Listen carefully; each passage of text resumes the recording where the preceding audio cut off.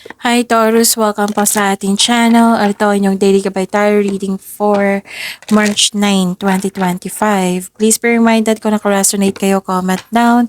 Kung hindi ka naka-resonate, ibigay niyo po sa iba kasi channel reading po ito. This is for you Taurus ngayong March 9, 2025.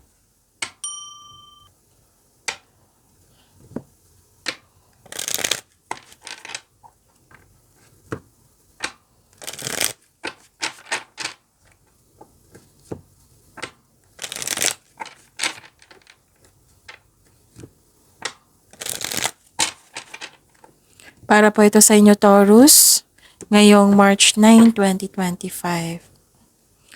Maraming salamat po sa patuloy na tiwala, suporta sa ating channel at maraming salamat din po sa mga hindi nag-skip ng ads. Gamitin ang reading na ito bilang gabay lamang. Sa mga hindi pa nag-subscribe, subscribe na po kayo at click bell notification para malaman nyo na may bago tayong video. Para sa mga gusto magpa-reading po, may lumabas dyan sa screen nyo ngayon. Panoorin nyo po at sundin ang instruction. Spirits Guide, ano po yung ganap sa para kay Taurus ngayong March 9, 2025? I need 3 cards po. Pasensya na po sa ingay, may kasama akong bata ngayon. Okay. Ganap po para kay Taurus.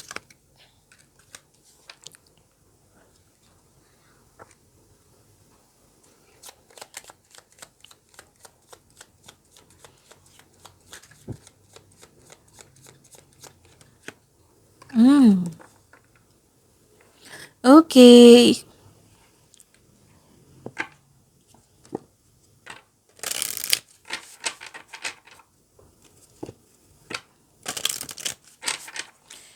Spirits, guys, angels, archangels, guardian angels, message pa para kay Taurus ngayong March 9, 2025. I need 2 cards po.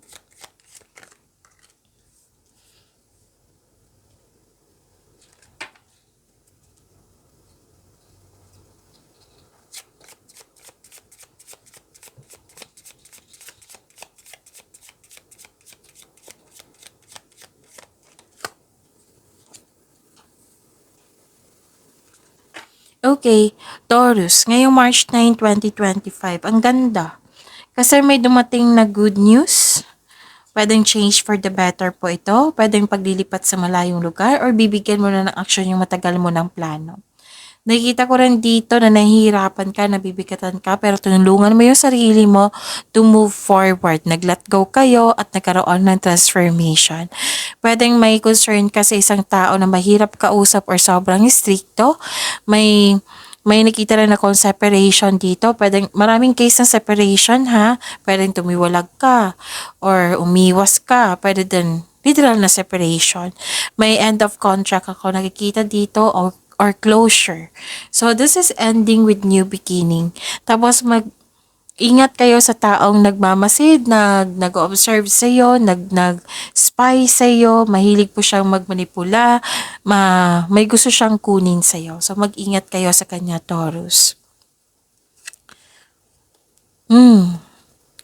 Something precious to you was lost but has suddenly now reappeared. Pwedeng bagay to, pwedeng tao. Pwedeng opportunity rin. So receive this gift as a clear sign that the angels wants you to be happy. Ang ganda. Receive this gift as a clear sign that the angels want you to be happy. So, dumating siya, nag-reappear siya. Ulit, pwedeng bagay, pwedeng pagkakataon, pwede yung tao. Kasi alam na alam ng angels na magiging happy kayo. So, at times, your angel may want to share a bit of information or impart some knowledge to you. Excuse me. Angels may do this by having a book fall off the shelf or open to a certain page, read and learn. Pwede din ito sa digital, yung nag-scroll ka dyan sa Facebook na may quotes na napahinto ka talaga. So that is angels communication, nakipag-connect sa iyo na na isang mensahe na gustong iparating sa iyo ng mga anghel. Okay? Kung libro po ito, then basahin niyo po.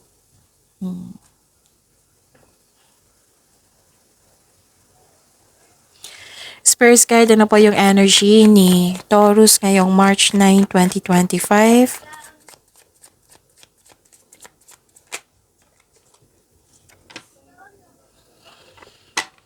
And the clarification of this card po.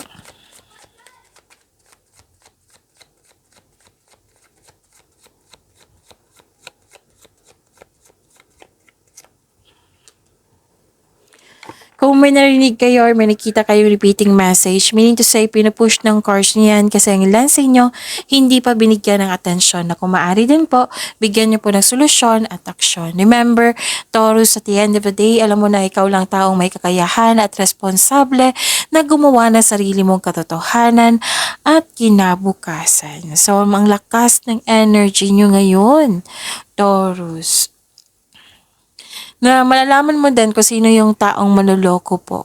May malalaman kayong sekreto or malalaman mo din yung kung sino yung taong manloloko po or nanloko sa'yo. So, dapat ikaw ay magpahinga at magdilay-nilay. Babala po sa, excuse me, babala po ito sa mga kaaway na nagtatagong anyo. So, lumabas siya sa oracle cards nyo, sa tarot cards nyo. Okay?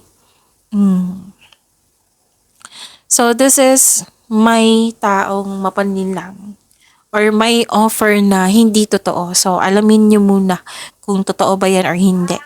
Okay? Kasi, pero hindi masamang magtanong. So, magtanong kayo. Malalaman mo to eh. Taurus, kasi ang lakas ng intuition nyo.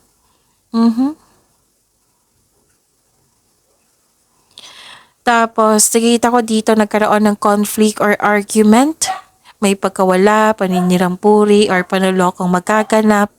Mag-ingat sa mga sinasabi at kinagawa. So, this card tells you na may pagkakaroon ng pagtatalo or pag-aaway sa isang tao.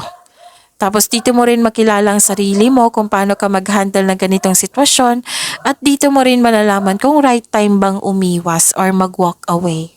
So lumabas din siya dito, no, yung separation. So addressing hurt feelings often leads to improved communication. So kailangan yung mag-usap para magkaayos kayo. And listen to your intuition ha, kasi it will guide you away from toxic person or toxic place. Spirits guide, career and money ni Taurus ngayong March 9, 2025. Pasensya na po sa ingay ha kung may narinig kayong ingay kasi may nag-collect ng basura po.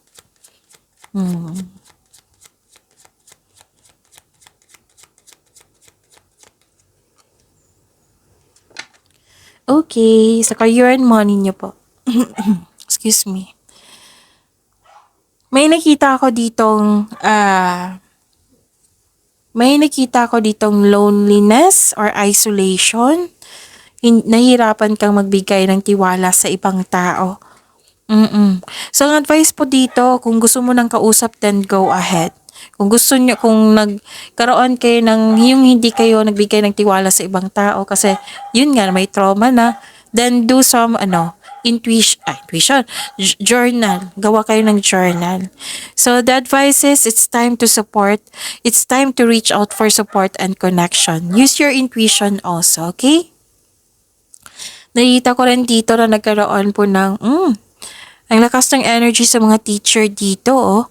You are earning money as a teacher. So, ang ilan sa inyo, mag-study, mag-self-study, or magpa-enroll para sa pag-level up nyo. Pwedeng mag-masteral, mag-board exam, para magkaroon ng traditional career path or moving up to the ladder of success. Basta mag-aaral kayo, kaya pala may sinabi ditong libro. Mag-aaral kayo para may makuha kayong kaalaman. Okay? Spirits guide, love life, self-love, partnership, and romance ni Taurus ngayong March 9, 2025.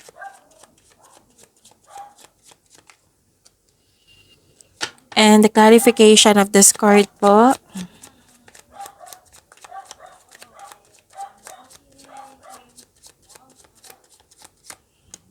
Okay. Maraming salamat po sa patuloy na tiwala, suporta sa ating channel. At maraming salamat din po sa mga hindi nag-skip ng ads. So, may concern dito. Pwedeng nag-promise tong tao sa inyo na na-disappoint kayo kasi may high hopes at expectation ka sa kanya na hindi nabigay. Pwede din isang tao na biglang nagbago na hindi mo nagustuhan yung pagbabago niya. Tapos may tao din dito na hiningan mo ng tulong parang the other day pa ito or kahapon. Kung correct me if I'm wrong ha. So if this is nag-repeating message siya. So kailangan yung bigyan niya ng attention. So pay attention kayo. Kung kailangan po, bigyan niyo po ng solusyon at aksyon. Kasi pinupush ng cars niyo eh. So may humingi ka ng tulong dito, pero tinanggihan ka kaagad. Hindi siya handang magbigay ng tulong. Okay? Tapos, nakita ko dito na nagkaroon po ng may challenge dito sa grupo ng tao. Feeling mo, kinokontrol ka ng taong ito para hindi masunod yung gusto mo sa buhay. It might be this is a desisyon na hindi nila nagustuhan. Pwede din may conflict over property. Tapos may takot ka rin mag-level up. Ayaw mong lumabas sa comfort zone. May concern din dito ang ilan sa inyo. Hindi po to sa lahat ha. Ang ilan lang sa inyo may third party concern. Or may secret affair or may problema sa kabit. So may ilan sa inyo nag-take advantage sa inyo. May tao talaga dito na hindi totoo sa inyo. So mag-ingat. Itanong nyo po sa inyong intuition kung sino ito, okay? Pagyamanin nyo po yung blessings sa binigay sa inyo, Taurus. See you tomorrow. Please like, subscribe, and click the button for notification para updated po kayo sa daily tarot reading natin. Maraming salamat po.